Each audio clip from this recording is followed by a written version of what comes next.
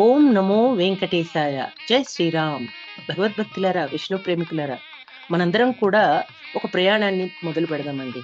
ఈ ప్రయాణం ఒక దేశానికి. ఆ దేశానికి వీసా అనేటువంటిది అవసరమా లేదా అనే దానికంటే కూడా ఏది ప్రధానమైనదో కబీర్ దాస్ గారి మాటల్లో తెలుసుకుందాం. अवधू बेगम देश हमारा, राजा रंग फकीर बादशाह, सबसे कहे पुकारा, सबसे कहे पुकारा, जो तुम चाहो परम पद को, बसी हो देश हमारा। धरणी आकाश गगन कछु, नाही नाही चंद्र नाही तारा, सत धर्म का है महतावे, साहेब के दरबारा। जो तुम आए ये झोंके, तजो मन की भारा। कहे कबीर सुनो प्यारो, सत धर्म है सारा, सत धर्म है सारा। कहे कबीर सुनो प्यारे, సత్ ధర్మ హే సారా.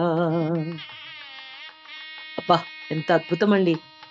కబీర్ దాస్ గారు చెప్తున్నారు, కష్టాలు, బాధలు, భీతులు, భయాలు, దుఃఖాలు లేనటువంటి దేశంటండి అది. అక్కడ రాజు, పేద, సన్యాసి, చక్రవర్తి ఎవరైనా వెళ్ళవచ్చు. అందరికీ చెప్తున్నాడట ఆయన. ఏమనంటే, ఈ ముక్తి పదము అనేటువంటి దాన్ని కోరుకుంటున్న వారంతా కూడా ఆ దేశానికి ఆహ్వానించబడుతున్నారు. భూమి ఆకాశాలు ఉండవు, చంద్రుడు నక్షత్రాలు ఉండవు. అక్కడ ఏముంటుందమ్మా అంటే కేవలం తేజోమూర్తి అయినటువంటి దివ్యమైనటువంటి శ్రీ మహావిష్ణువు యొక్క దివ్యమైనటువంటి ఆ ప్రాభవాన్ని ప్రకటించేటువంటి ప్రదేశంటది.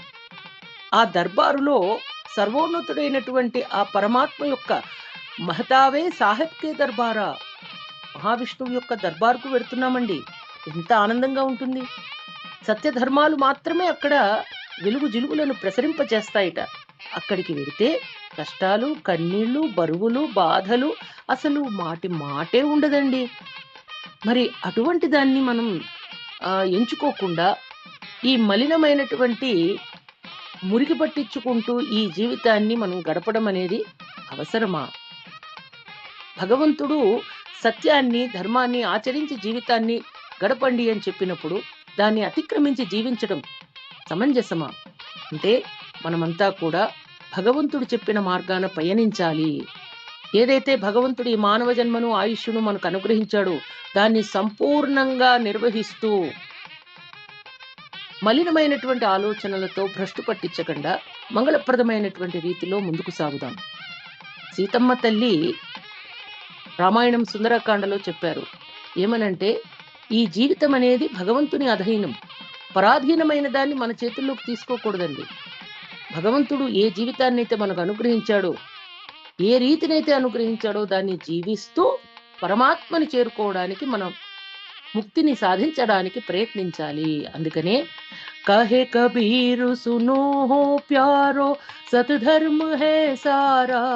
కబీర్ దాస్ గారు కూడా రామాయణం, భారతం, భాగవతంలో ఏ విధమైనటువంటి సూక్తులను, సందేశాన్ని మనకు ఋషి పుంగవులు అందించారో దాన్నే తన చక్కటి పలుకులలో అందించారు.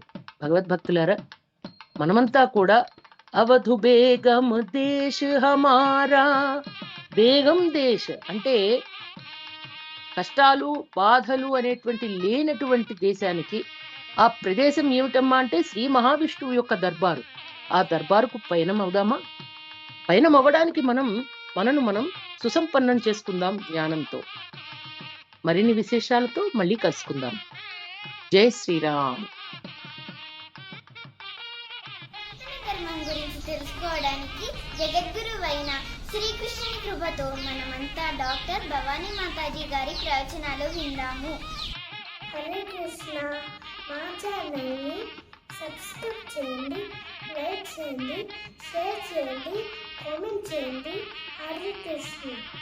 శ్రీరామ్ జయ రామ్ జయ జయ రామ్, శ్రీరామ్ జయ రామ్ జయ జయ రామ్.